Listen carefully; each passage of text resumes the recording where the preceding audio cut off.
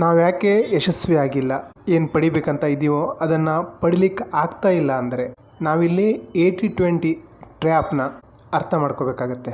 ಯಾಕೆಂದರೆ ನಾವೆಲ್ಲರೂ ಬೇಕಾದಷ್ಟು ಎಫರ್ಟ್ ಹಾಕ್ತಾ ಇದ್ದೀವಿ, 80% ಎಫರ್ಟ್ ಹಾಕ್ತಾ ಇದ್ದೀವಿ, ಆದರೆ ಏನು ಬೇಕೋ ಅದು ಸಿಗ್ತಾ ಇಲ್ಲ, ಕಷ್ಟ ಬೀಳ್ತಾ ಇದ್ದೀವಿ, ಏನಾದರೂ ಕೊರತೆ ಇದ್ದೇ ಇರುತ್ತೆ.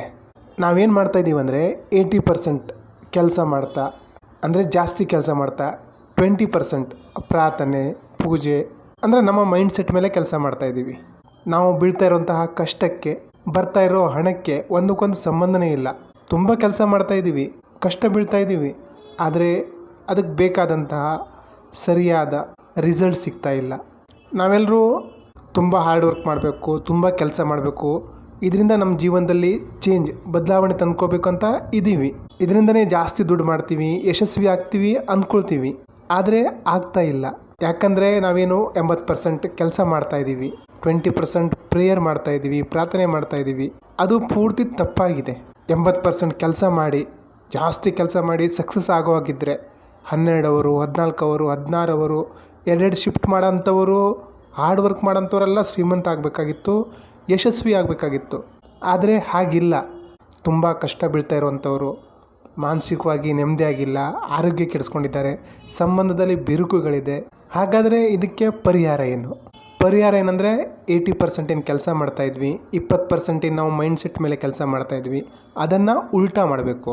ಅಂದರೆ 80% ನಾವು ನಮ್ಮ ಮೈಂಡ್ಸೆಟ್ ಮೇಲೆ, ನಾವು ಪ್ರೇಯರ್ ಮೇಲೆ ನಮ್ಮನ್ನು ನಾವು ರೆಡಿ ಮಾಡ್ಕೊಳ್ಳಿಕ್ಕೆ ಅದ್ರ ಮೇಲೆ ಕೆಲಸ ಮಾಡಬೇಕು. 20% ಕೆಲಸ ಮಾಡಿದ್ರೆ ಸಾಕು. ನಾವು ನಮ್ಮ ಮೈಂಡ್ಸೆಟ್ ಮೇಲೆ, ನಮ್ಮ ಬಾಡಿ ಮೇಲೆ, ನಮ್ಮ ಎನರ್ಜಿ ಮೇಲೆ ಕೆಲಸ ಮಾಡಿದಾಗ ನಮಗೆ ಸರಿಯಾದ ಮಾರ್ಗದರ್ಶನ ಸಿಗ್ತಾ ಹೋಗುತ್ತೆ. ಆವಾಗ ಇಷ್ಟೆಲ್ಲ ಕೆಲಸ ಮಾಡೋ ಅವಶ್ಯಕತೆಯೇ ಬರಲ್ಲ. ಯಾಕೆ 80% ಕೆಲಸ ವರ್ಕ್ ಆಗ್ತಾ ಇರಲಿಲ್ಲ ಅಂದರೆ ನಮ್ಮ 20% ಮೈಂಡ್ಸೆಟ್ ಮೇಲೆ ಪ್ರೇಯರು ಪ್ರಾರ್ಥನೆ ಮಾಡ್ತಾ ಏನಿದ್ದೀವಿ ಅದೇ ಪೂರ್ತಿ ತಪ್ಪಾಗಿದೆ. ಇದು ನಮ್ಮ ತಪ್ಪಲ್ಲ, ಅಥವಾ ನಮ್ಮ ತಂದೆ ತಾಯಿ ನಮಗೆ ಯಾವ ರೀತಿ ಹೇಳ್ಕೊಟ್ಟಿಲ್ಲ, ಅವ್ರದ್ದು ತಪ್ಪಿಲ್ಲ. ಯಾಕಂದರೆ ಅವರಿಗೂ ಯಾರು ಹೇಳ್ಕೊಟ್ಟಿಲ್ಲ. ಈಗ ನಮಗೆ ವಿಚಾರಗಳನ್ನು ತಿಳ್ಕೊಂಡು ಅದನ್ನು ಇಂಪ್ಲಿಮೆಂಟ್ ಮಾಡಿ ನಾವು ನಮ್ಮ ಜೀವನದಲ್ಲಿ ಬದಲಾವಣೆ ತಂದ್ಕೋಬೇಕು. ನಮ್ಮ ಜೀವನದಲ್ಲಿ ಆರೋಗ್ಯ, ಸಂಪತ್ತು, ಸಫಲತೆನ ಪಡಿಬೇಕು. ಅದಕ್ಕೇನು ಮಾಡಬೇಕು? ಮೊದಲನೇದಾಗಿ ಫೋಕಸ್. ಎಲ್ಲಿ ನಮ್ಮ ಎನರ್ಜಿ, ಶಕ್ತಿ ಹರಿತದೋ ಅದನ್ನು ನಾವು ಕ್ರಿಯೇಟ್ ಮಾಡ್ತೀವಿ. ನಾವೊಂದು ಕಾರ್ ತಗೋಬೇಕಂತ ಯೋಚನೆ ಮಾಡಿದ್ರೆ, ಆಸೆ ಪಟ್ಟರೆ, ಮಾರನೇ ದಿವಸ ನಮಗೆಲ್ಲ ಕಡೆ ಕಾರೇ ಕಾಣ್ಲಿಕ್ಕೆ ಸ್ಟಾರ್ಟ್ ಆಗುತ್ತೆ. ಎಲ್ಲಿ ಹೋದಲ್ಲಿ ನಾವು ಕಾರ್ನ ನೋಡ್ತೀವಿ. ಯಾಕೆ? ಮುಂಚೆ ಕಾರ್ ಇರಲಿಲ್ವಾ? ಇದ್ವು, ಆದರೆ ನಮ್ಮ ಫೋಕಸ್, ನಮ್ಮ ಗಮನ ಅದ್ರ ಮೇಲಿದೆ. ಈಗ ನೀವು ನಿಮ್ಮ ರೂಮಲ್ಲಿ ಕೂತ್ಕೊಂಡಿದ್ದೀರಾ, ಅಲ್ಲಿ ಗ್ರೀನ್ ಕಲರ್, ಹಸಿರು ಬಣ್ಣದ ವಸ್ತುಗಳು ಏನೇನಿದೆ ನೋಡಿ ಅಂದರೆ ಒಂದು 4-5 ಐಟಮ್ ಹೇಳಿ ಅಂದರೆ ಏನೇನು ಹೇಳ್ತೀರಾ? ಸೊ 4 ಐಟಮು 5 ಐಟಮು ನೀವು ಗ್ರೀನು, ಹಸಿರಿರೋದನ್ನು ಗುರುತಿಸಿದ್ರಿ. ಹಾಗಾದ್ರಲ್ಲಿ ರೆಡ್ಡು, ಯೆಲ್ಲೋ ಇರಲಿಲ್ವಾ? ಖಂಡಿತ ಇದ್ವು, ಆದರೆ ನಿಮ್ಮ ಫೋಕಸ್, ನಿಮ್ಮ ಗಮನ ಗ್ರೀನ್ ಕಲರ್ ಮೇಲಿತ್ತು. ಅಂದರೆ ನಮ್ಮ ಮೈಂಡ್ನ ರೆಕ್ಟಿಕ್ಯುಲರ್ ಆಕ್ಟಿವೇಟಿಂಗ್ ಸಿಸ್ಟಮ್ ಏನಿದೆ ಅದು ನಮಗೆ ಅದೇ ತೋರಿಸ್ತಾ ಇತ್ತು. ಅಂದರೆ ನಮ್ಮ ಫೋಕಸ್, ನಮ್ಮ ಗಮನ ನಮ್ಗೆ ಏನು ಬೇಕೋ ಅದ್ರ ಮೇಲೆ ಇರಬೇಕು. ಮೊದಲನೇದಾಗಿ ನಾವು ಏನು ಮಾಡಬೇಕಂದ್ರೆ, ನಮ್ಮ ಜೀವನದಲ್ಲಿ ಯಾವ ಏರಿಯಾದಲ್ಲಿ ನಮಗೆ ಸಮಸ್ಯೆ ಇದೆ, ಹಣಕಾಸಿನ ಸಮಸ್ಯೆ ಇದೆಯೋ, ಆರೋಗ್ಯದ ಸಮಸ್ಯೆ ಇದೆಯಾ, ಅಥವಾ ಕೆಲಸದಲ್ಲಿ ಸಮಸ್ಯೆ ಇದೆಯಾ, ಅಥವಾ ಸಂಬಂಧದಲ್ಲಿ ಏನಾದರೂ ಬಿರುಕುಗಳಿದಾವ, ಯಾವುದ್ರ ಮೇಲೆ ನಾವು ಮೊದಲು ಕೆಲಸ ಮಾಡಬೇಕು ಅದನ್ನು ಫೈಂಡ್ ಔಟ್ ಮಾಡಿ. ಅಂದರೆ ನಿಮ್ಗೆ ಏನು ನೋವು ಕೊಡ್ತಾ ಇದೆ, ಏನು ಟೆನ್ಷನ್ ಇದೆ, ಏನು ತಲೆಬಿಸಿ ಇದೆ, ಅದನ್ನು ಮೊದಲು ಫಸ್ಟ್ ಹಿಡೀರಿ. ಅಂದರೆ ಉದಾಹರಣೆಗೆ ನಿಮಗೆ ಹಣಕಾಸಿನ ಸಮಸ್ಯೆ ಇದೆ ಅಂದರೆ, ಸೊ ಇದನ್ನು ಮೊದಲು ಸೊಲ್ಯೂಷನ್ ಮಾಡೋಣ. ಆರೋಗ್ಯ ಬೇಡವಾ, ಸಂಬಂಧ ಬೇಡವಾ, ಎಲ್ಲ ಬೇಕು, ಆದರೆ ಯಾವುದು ಜಾಸ್ತಿ ತಲೆ ಕೆಡಿಸ್ಕೊಂಡಿದ್ದೀರೋ, ಯಾವುದು ನಿಮಗೆ ತುಂಬ ಟೆನ್ಷನ್ ಆಗ್ತಾ ಇದೆಯೋ, ಪ್ರೆಷರ್ ಆಗ್ತಾ ಇದೆಯೋ, ನೋವು ಉಂಟು ಮಾಡ್ತಾ ಇದೆಯೋ, ಆ ಸಮಸ್ಯೆಗೆ ಮೊದಲು ಪರಿಹಾರ ಮಾಡೋಣ. ಒಂದು ಟೈಮಲ್ಲಿ ಒಂದನ್ನೇ ನಾವು ಸೊಲ್ಯೂಷನ್ ಮಾಡಲಿಕ್ಕೆ ನೋಡಬೇಕು. ಒಂದು ಸಮಯದಲ್ಲಿ ಒಂದನ್ನು ಮಾತ್ರ ಫೋಕಸ್ ಮಾಡೋಣ. ಈ ವಿಡಿಯೋದಲ್ಲಿ ನಿಮಗೆ ಹಣ, ಆರೋಗ್ಯ, ಸಂಬಂಧ, ಕೆಲಸ ಎಲ್ಲ ಸಿಗ್ತದೆ, ಎಲ್ಲ ನೀವು ಅಟ್ರಾಕ್ಟ್ ಮಾಡ್ತೀರಾ. ಆದರೆ ಈಗ ಫೋಕಸ್, ನಮ್ಮ ಗಮನ ಹಣ ಹೇಗೆ ಮಾಡೋದು ಅದರ ಮೇಲೆ ಇರಬೇಕು. ಹಣಕಾಸಿನ ಅಭಿವೃದ್ಧಿ ಆಗ್ತಾ ಹೋದ ಹಾಗೆ ನೀವು ಇನ್ನೊಂದರ ಮೇಲೆ ಫೋಕಸ್ ಮಾಡಬಹುದು. ಈಗ ನಾವು ಹಣದ ಮೇಲೆ ಫೋಕಸ್ ಮಾಡ್ತಾಯಿದ್ದೀವಿ. ಈ ಫೋಕಸ್ ಮಾಡೋದಕ್ಕಿಂತ ಮುಂಚೆ ನಾವು ನಮ್ಮ ಎನರ್ಜಿ ಬಗ್ಗೆ ತಿಳ್ಕೊಬೇಕಾಗತ್ತೆ. ಎನರ್ಜಿ ಬಗ್ಗೆ ನೀವು ತುಂಬ ಕೇಳಿರ್ತೀರ. ಎನರ್ಜಿ ಹುಟ್ಟೋದು ಇಲ್ಲ, ಸಾಯೋದು ಇಲ್ಲ, ನಾಶ ಆಗೋದು ಇಲ್ಲ, ಅದನ್ನು ಚಾನಲೈಸ್ ಮಾಡ್ಬೋದು, ಡೈರೆಕ್ಷನ್ ಕೊಡ್ಬೋದು ಅಂತ. ಅಂದರೆ ನಮ್ಮ ಬಾಡಿಲಿ 7 ಚಕ್ರ ಇರುತ್ತೆ. ಕೆಳಗಡೆ ಮೂಲಾಧಾರ ಚಕ್ರದಿಂದ ಮೇಲ್ಗಡೆ ಸಹಸ್ರಾರು ಚಕ್ರದವರೆಗೂ. ಅಂದರೆ ಕೆಳಗಡೆಯಿಂದ ಎನರ್ಜಿ ಏನಿದೆ ಅದನ್ನು ಮೇಲ್ಹರಿಸಬೇಕು. ಇಲ್ಲಿ ನಾನು ಡಿಟೇಲಾಗಿ ಚಕ್ರದ ಬಗ್ಗೆ ಏನು ಹೇಳ್ತಾ ಇಲ್ಲ. ಈಗ ನಮ್ಮ ಜೀವನದಲ್ಲಿ ದೈನಂದಿನ ಬದುಕಿನಲ್ಲಿ ನಾವು ಸಂಸಾರದಲ್ಲಿ ಇದ್ಕೊಂಡು ಯಾವ ರೀತಿ ನಮ್ಮ ಎನರ್ಜಿನ ಚಾನಲೈಸ್ ಮಾಡ್ಬೋದು. ಯಾಕಂದರೆ ನಾವು ಭೌತಿಕ ಪ್ರಪಂಚದಲ್ಲಿದ್ದೀವಿ. ನಮಗೆ ಇಲ್ಲಿ ಹಣ ಬೇಕು, ಕೆಲಸ ಬೇಕು, ಮನೆ ನೋಡ್ಕೋಬೇಕು, ಮಕ್ಕಳಿದ್ದಾರೆ, ಎಲ್ಲ ಮೇಂಟೈನ್ ಮಾಡಬೇಕು. ಸೊ ಅದ್ರ ಮಧ್ಯೆ ನಾವು ಏನೇನು ಮಾಡಬಹುದು ಅನ್ನೋದನ್ನು ಗಮನ ಹರಿಸೋಣ. ಇಲ್ಲಿ ನಮಗೆ ಮುಖ್ಯವಾಗಿ ಹ್ಯೂಮನ್ ನೀಡ್ ಬಗ್ಗೆ ಮಾತಾಡ್ಲಿಕ್ಕೆ ಹೋದರೆ 4 ಥರದ ಅವಶ್ಯಕತೆ ಇರ್ತದೆ. ಮೊದಲನೇದು, ನಾವು ನಮ್ಮ ಜೀವನದಲ್ಲಿ ನೋವನ್ನ ಅವಾಯ್ಡ್ ಮಾಡ್ಲಿಕ್ಕೆ ನೋಡ್ತೀವಿ. ಅದಕ್ಕೋಸ್ಕರನೇ ಬೆಳಿಗ್ಗೆದ್ದು ಕೆಲಸಕ್ಕೆ ಹೋಗ್ತೀವಿ.